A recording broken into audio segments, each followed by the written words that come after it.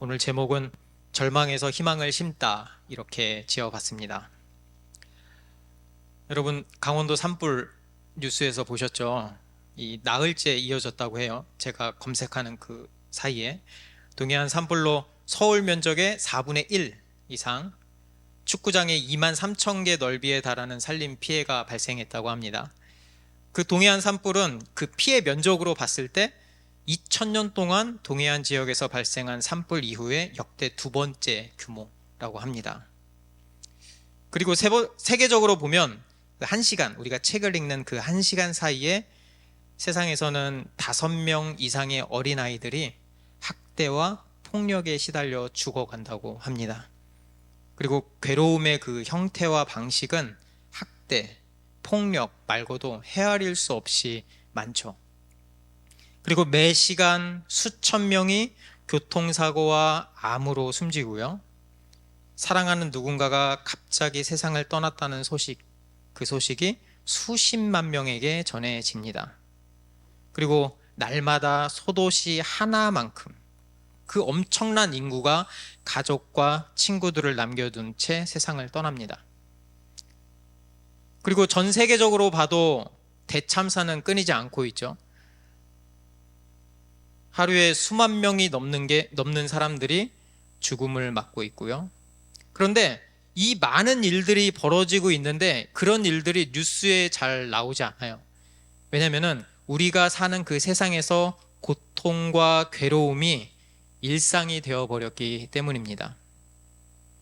이처럼 괴로움은 우리의 사방에 펼쳐져 있습니다. 피할 길도 없는 것 같고요. 광범위하죠. 그렇게 보면 인생은 고통이고 세상은 혼돈입니다.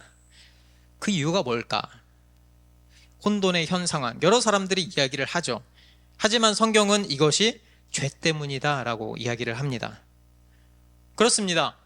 죄 때문입니다.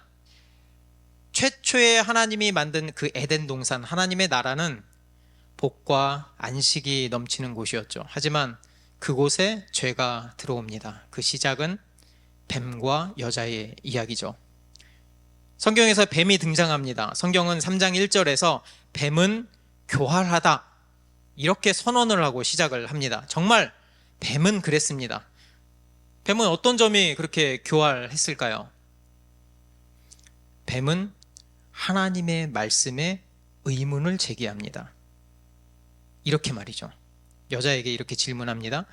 하나님이 참으로 너희에게 동산 모든 나무의 열매를 먹지 말라 하시더냐. 여러분 잘 보면 뱀은 처음부터 하나님의 명령을 반박하거나 부정하지 않습니다. 단지 하나님의 말씀을 교묘하게 왜곡하죠. 하나님에 대해서 잘못 생각하도록 유도합니다. 우리가 처음에 살펴본 것처럼 최초의 하나님의 명령, 그 명령은 긍정적이었습니다. 창세기 2장 16절에서 17절 보면 여호와 하나님이 그 사람에게 명하여 이르시되 동산 각종 나무의 열매는 내가 임의로 먹되. 긍정적이었어요. 네가 하고 싶은 거 다 해라. 네가 먹고 싶은 거 다 먹어라. 이렇게 말씀하셨죠. 그렇기 때문에 인간에게는 모든 것을 할 수 있는 그 자유가 있었죠. 단지 하나님이 하지 말라고 한 한 가지, 선악을 알게 하는 나무의 열매만 먹지 않으면 됐죠. 엄청 쉽죠? 다 할 수 있는데 이거 하나만 하지 말래요. 근데 이게 특별한 것도 아니었어요. 하나님은 인간이 가장 좋은 것을 마음껏 누리도록 하셨습니다. 그래서 우리는 그 하나님을 주를 왕이라는 뜻이라고 그랬죠. 왕으로 인정하고 그분의 말씀에 순종하기만 하면 됐죠. 그러면 왕이신 하나님께서 우리에게 모든 복과 안식을 누리면서 살아가게 해 주셨습니다. 그런데 여자의 대답은요, 조금 이상했어요. 아니, 많이 이상했어요. 한번 볼까요? 뱀에게 대답하는 여자의 말은 이상합니다. 이렇게 이야기하죠. 여자는 선악을 알게 하는 그 나무를 동산 중앙에 있는 나무라고 바꿉니다. 하나님은 그렇게 얘기하신 적이 없어요. 또 하나님이 말씀하시지도 않은 만지지도 말라 이 말을 첨가시킵니다. 그리고 하나님이 반드시 죽으리라고 했는데 죽을까 하노라 이렇게 바꾸죠. 여자는 하나님의 말씀을 불분명하게 알았습니다. 그리고 그 내용을 자신의 입맛대로 더하거나 빼면서 바꿨습니다. 이거는 굉장히 위험한 태도죠. 그렇기 때문에 이 말씀을 통해서 우리가 알 수 있는 것은 우리는 하나님의 말씀을 정확하게 알아야 돼요. 그리고 그 말씀대로만 선포해야 합니다. 거기에다가 내 생각이나 의도를 집어넣으면 안 되는 것이죠. 그리고 그 여자의 그 불명확한 이상한 대답, 그 틈을 사탄은 파고듭니다. 여자가 하나님에 대해 오해하게 만들고 또 불신하게 만들고 결과적으로 불순종하게 만드는 것이죠. 그리고 기회를 잡은 뱀은 하나님의 말씀에 정면으로 반박하기 시작합니다. 4절에 보면 너희가 결코 죽지 아니하리라. 이제 사탄은 하나님의 말씀이 틀렸다고 말하고 하나님을 거짓말쟁이인 것처럼 유도하죠. 그리고 여자의 마음에 결정타를 날립니다. 그 말은 5절에 너희가 그것을 먹으면 하나님처럼 된다. 여자는 결국 뱀의 유혹에 넘어가죠. 정말 그 선악을 알게 하는 나무의 열매를 보니까 먹음직스럽고 보암직스럽고 지혜롭게 할 만큼 보였어요. 정말 그렇게 보인 것이죠. 그전에는 안 그랬거든요. 이젠 그렇게 보이는 거예요. 나도 하나님처럼 될 것 같았어요. 이렇게 뱀은 여자가 하나님의 그 선한 동기를 의심하게 만들고 여자의 그 욕망을 부추기면서 그가 범죄하게 만듭니다. 어떤 사람은 이렇게 질문할 수 있어요. 제가 이런 질문 많이 들어봤거든요. 저도 질문했었고요. 아니 왜 하필 선악과를 만들어서 사람들을 이렇게 힘들게 할까? 그런데 정말 선악과만 없으면 그런 문제가 우리한테 생기지 않았을까요? 저는 그렇게 생각하지 않습니다. 비록 선악과가 아니더라도 여자는 그 뱀의 유혹에 어떤 식으로든 넘어갔을 것 같아요. 왜냐하면 이것은 선악과 자체의 그런 문제라기보다는 그 여자가 하나님을 왕으로 인정하느냐 인정하지 않느냐 그 여부를 따지는 것이거든요. 그래서 여러분, 선과 악은 뭐냐면 먹지 말라는 것을 안 먹는 게 선이고요, 먹으라는 것을 먹는 게 선입니다. 그것을 반대로 하면 악이 되는 것이고요. 그러니까 이렇게 질문하는 사람들이 있어요. 아, 나는 평생 착하게 살아왔는데 나는 하나님 안 믿으면 지옥 가는 거냐? 네. 왜요? 하나님의 명령에 순종하지 않았기 때문이죠. 죄는 그렇기 때문에 하나님의 말씀을 자기 식대로 해석하고 거기에 의문을 품고 불순종하는 것입니다. 우리가 죄 짓는 방식하고 놀랍도록 똑같지 않습니까? 이에 따라서 죄를 짓고 하나님의 심판을 받게 되죠. 하나님은 죄에 대해서 물으시고 뱀, 여자, 아담의 순서로 심판을 선언하십니다. 뱀에게는 변명의 여지도 없이 저주를 내리시고요, 여자에게 당하는 고통은 여러분들이 다 아시는 것처럼 임신하는 고통을 얻게 됩니다. 주변에 저 보면은 임신 못해서 힘들어 하시는 분들이 굉장히 많고요, 시험관 하면서 힘들어 하시는 분들도 굉장히 많고, 또 아이를 출산하다가 힘들어서 생명까지 잃는 분들도 꽤 계시더라고요. 이게 우리가 죄 때문에 그래요. 그게 아니었으면 생육하고 번성하는 그 복 가운데 무통주사 있잖아요. 하나도 안 아프게 걱정하지도 않고 잘 나았을 텐데 이런 죄가 우리에게 온 것이죠. 또 남편을 원합니다. 근데 남편은 여자를 다스리죠. 이거는 주도권 싸움이 시작된 거예요. 여자는 남자를 다스리려고 하고 남자는 여자를 다스리려고 하고, 하나님이 처음에 여자를 만드셨을 때 아담은 하와를 보고 뼈 중에 뼈요 살 중에 살이라고 했는데 이제 그런 건 사라진 것이죠. 남자는요? 남자 때문에, 이 사람 때문에 땅에 저주가 생겼고요. 땅이 이전에는 엄청난 수확과 이런 모든 것을 가져다 줬다면 이제는 저주받은 땅은 가시덤불과 엉겅퀴가 있고요. 수확량도 현저히 적어지죠. 그러니까 남자가 아주 평생 일해야 되는 거예요. 지금은 여자도 평생 일하죠. 그렇죠? 그리고 하나님이 말씀하십니다. 너 흙으로 돌아간다. 이전에는 내가 하나님처럼 되고 싶고 내가 하나님인 줄 알았는데 자기 현실을 깨닫는 거죠. 아, 나는 티끌 같은 존재였구나. 나는 흙이구나. 결국 하나님의 말씀대로 흙으로 돌아가게 됩니다. 여러분, 이 단편적인 그 이야기, 죄의 결과를 보면서 이거를 그냥 단편적으로 딱 그 문제에만 국한시키면 안 됩니다. 이것이 이야기하고 있는 바는 죄의 결과는 총체적이라는 거예요. 모든 영역에서 영향력을 발휘한다는 것을 우리에게 이야기해주고 있는 것이죠. 죄의 결과는 비극이었고요. 그리고 가장 큰 문제는 하나님과의 관계 단절에 있었습니다. 왜냐하면 복과 생명의 근원인 하나님 아버지와의 그 단절은 곧 고통과 좌절을 의미했기 때문이죠. 우리에 대해서 개인적으로 우리 개인과 삶에 대해서 한번 이야기해 볼까요? 저는 좀 화가 나서 남에게 상처 주는 말을 한 적이 한 번 이상 있어요. 많아요. 네. 또 이기적인 행동을 한 적도 있고요. 그래서 관계가 좀 안 좋아진 적도 있고요. 또 잘못된 결정을 하면서 손해본 적도 있고요. 그리고 어떨 때는 그걸로 인해서 자존감이 무너진 적도 있고요. 여러분은 없으세요? 여러분도 한 번쯤은 다 있죠. 이처럼 이 죄라는 문제는 우리 삶에 전체적으로 영향을 미쳐요. 그거는 단지 우리 개인의 문제뿐만 아니고 우리가 서론에서 살펴봤던 사회 구조적인 문제, 그리고 전 세계적인 문제로 영향을 미칩니다.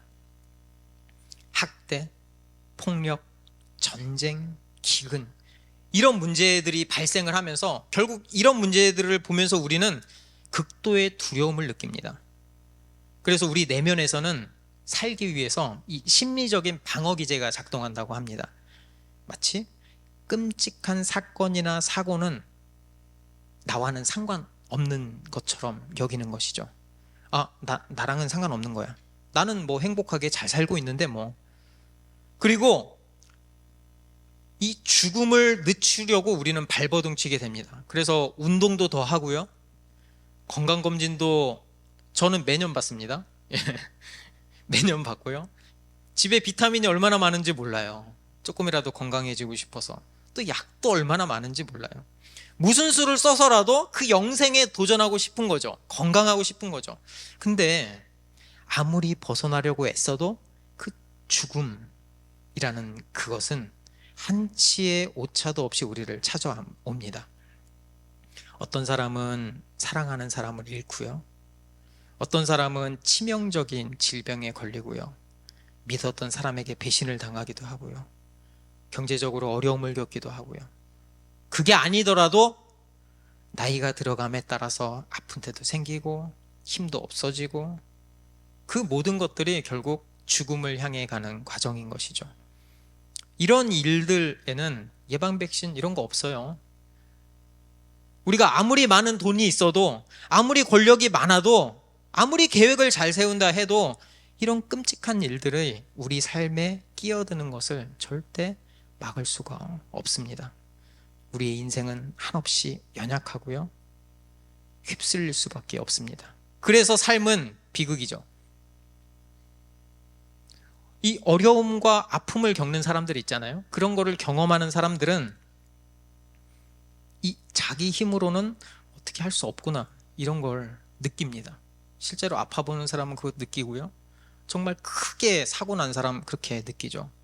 그러니까 살지만 죽은 것 같은, 이미 영적으로 죽은 존재가 바로 우리 인간입니다. 그리고 역설적으로 생각하면 우리는 절망 가운데서 건져줄 누군가가 필요하다고 깨닫게 됩니다. 그렇게 아는 사람들은. 이 세상에서는 우리를 건져줄 누군가가 없다는 사실도 깨닫게 되는 것이죠. 그런데 그 놀라운 사실은 하나님이 죄를 선포하는 그 자리에서 바로 소망도 허락하십니다. 하나님은 그리스도 안에서 구원의 길을 마련하신 것이죠. 성경을 보면 여자의 후손은 발꿈치를 상하는 고난을 당합니다. 굉장히 고통스럽죠.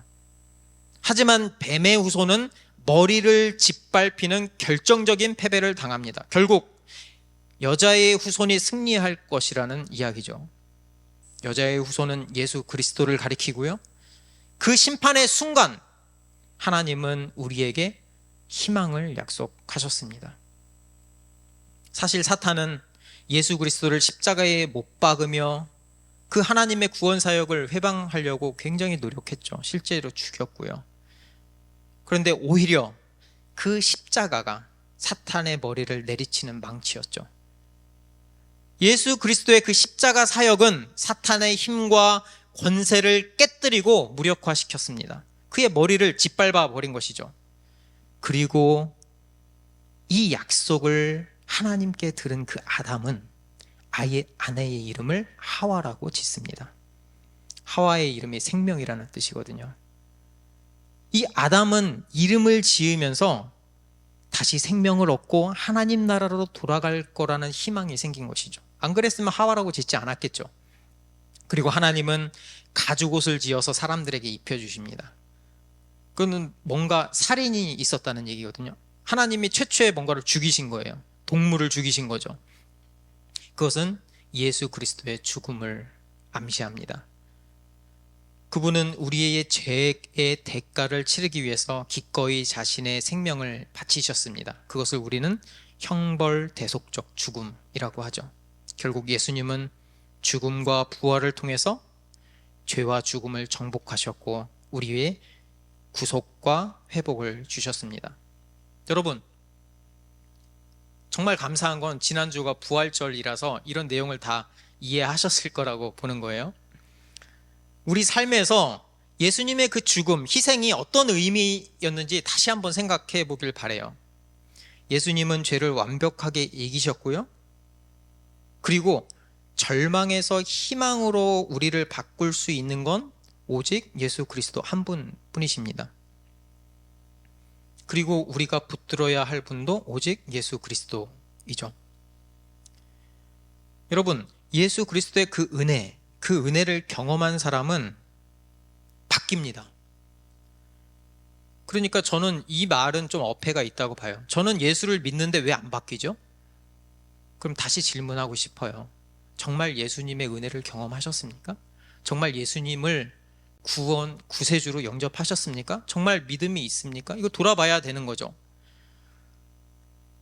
절망에 빠져 있는 사람, 그리고 희망이 샘솟는 사람은 우리가 봐도 알아요. 표정에서 다 드러나거든요. 그 아우라라고 하죠. 말을 할 때도 드러나고 모든 면에서 드러나거든요. 여러분, 내가 할 수 있는 게 아무것도 없다는 그 절망, 그것을 처절하게 경험한 사람은 그 희망이 생겼을 때 그 희망이 얼마나 감사한 일인지 뼈저리게 깨닫습니다. 불치병을 앓고 있는 사람은 어떤 신약이 나왔다고 할 때 엄청난 희열을 느끼죠. 내가 이제 죽지 않고 살 수 있겠구나 하는 그 희망 말이죠. 만약에 저와 여러분의 삶에서 희망보다는 절망이 있다면 그때 사탄의 머리를 짓밟으신 예수 그리스도를 생각하기 바랍니다.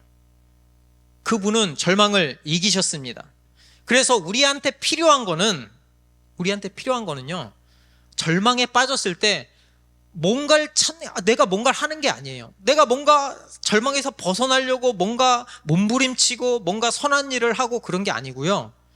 오직 예수 그리스도를 바라보는 거예요. 우리에게 필요한 거는 그저 믿음이에요. 믿음. 나에게는 아무런 희망이 없다는 그 절망의 믿음, 그리고 오직 예수 그리스도에게만 희망이 있다는 그 희망의 믿음 말이죠. 그래서 우리는 매 순간순간마다 주님의 은혜가 필요함을 고백해야 합니다. 그 나의 어떠함, 나의 선함, 나의 재능, 나의 달란트 이런 게 아니고 예수 그리스도가 나의 왕이라는 그 사실을 고백해야 하는 것이죠. 거기에 애매모호하게 내 생각을 집어넣으면 안 됩니다. 의심하지 말아야 되고요. 전적으로 그분을 믿고 그분께 순종해야 하죠. 그럴 때 우리의 삶은 놀랍게 변할 것입니다. 여러분, 굉장히 이 내용이 되게 깊은 내용이에요. 근데 이 짧은 시간 안에 잘 전해졌으면 좋겠는데, 결론을 맺으면 이런 내용이죠. 우리는 이 죄가 우리의 삶에 어떤 영향을 미치는지 본문을 통해서 살펴봤습니다. 죄는요, 우리의 모든 것을 망가뜨리고 절망으로 몰아넣죠. 그리고 좋은 소식이 복음이거든요. 좋은 소식은 하나님께서 그분의 아들 예수 그리스도를 통해 우리가 구원을 얻게 됐다는 그 사실입니다. 그게 바로 하나님의 은혜죠. 우리가 어떻게 할 수 있는 게 없다는 그 절망 가운데서 하나님이 거저 주신 선물이 바로 은혜거든요. 그래서 우리는 그분을 믿음으로 희망을 발견하게 되는 것이죠. 그래서 우리가 지금 이제부터 할 일은 그 은혜 안에서 살아가는 거예요. 나의 생각이 아니고 오직 예수 그리스도만 바라보면서 그분 안에서 살아가는 것이죠. 그분의 말씀을 붙들고 정확히 알고 그 말씀대로 살아가는 것이죠. 예수의 그 은혜 안에서 걷게 해달라고, 힘달라고 그 간절히 하나님께 붙들고 나아가는 것이고요. 그리고 그 회복의 경험을 달라고 간구하는 것이고요. 그렇게 살아갈 때 우리의 삶은 달라질 것입니다. 절망에서 희망을 심는 유일한 방법은 오직 예수 그리스도입니다. 오직 예수, 오직 예수만이 우리의 희망입니다.